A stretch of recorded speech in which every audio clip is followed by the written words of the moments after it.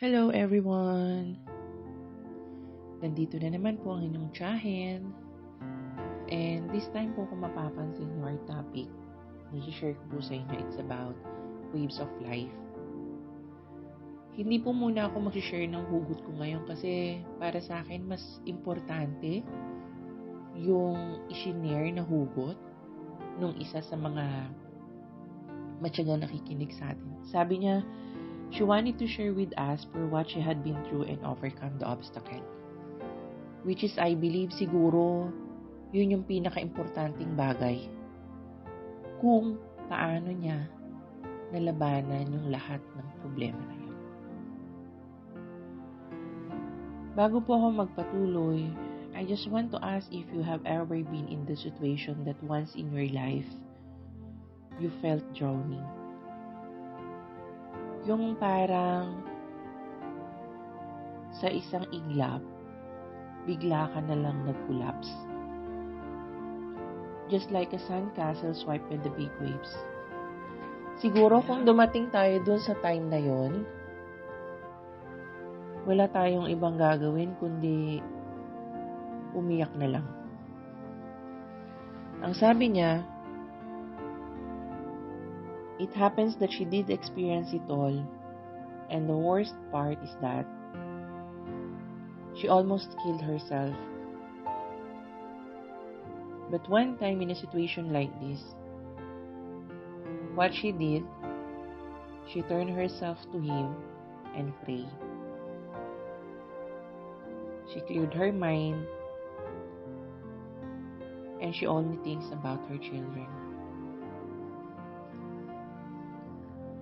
Ang sabi niya, how could I abandon my children in a dire situation?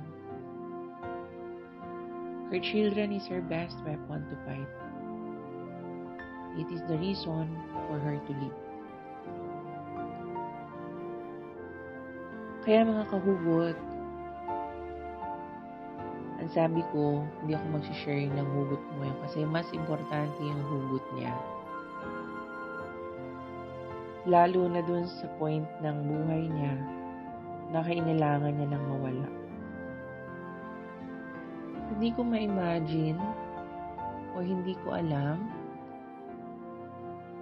kung nasaan sitwasyon siya ng buhay niya noong mga panahon na yun para sabihin niyang she almost killed herself. We cannot judge her. No one can.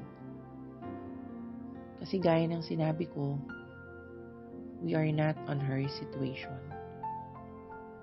Hindi natin alam kung ano yung pinagdadaanan niya nung time na yun, kung bakit pumasok sa isip niya yung mga bagay na hindi niya dapat gawin. Pero siguro ang pinaka-importante is yung kung paano niya na-overcome yun.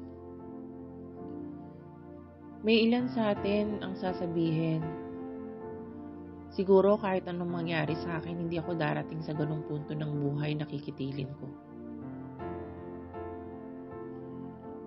Hindi ko po kayo judge kasi wala ako dun sa point na yun. Yung mga time na naisip niya yun, hindi niya alam kung saan siya pupunta. So, nandun siya sa point ng buhay niya na sa tingin niya, yun na lang yung solusyon. Siguro this time ang kailangan niya understanding. Understanding kasi nangyari sa kanya yung bagay na yun or inisip niya yung bagay na yun.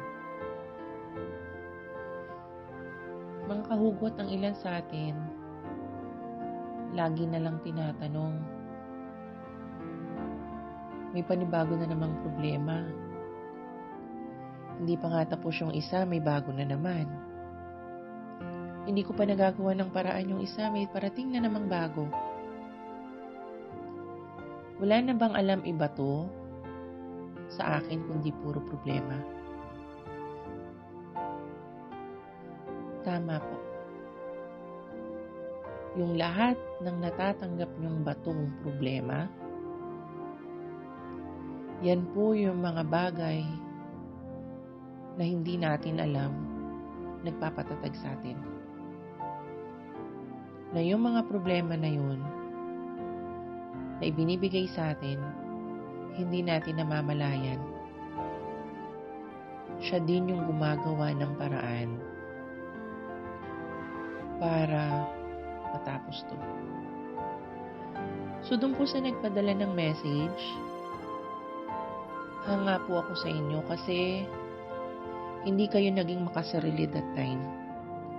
Hindi kayo naging makasarili kasi ang inisip nyo yung mga anak nyo. Ang inisip nyo yung kapakanan nila. Kaya po sa inyo mga kahugot, kung dumating din kayo sa point ng buhay nyo na punong-puno na kayo or lunod na kayo sa dami ng problema, punta rin siguro tayo sa isang tabi. Try natin yung ginawa niya. Just close our eyes and pray. God bless everyone.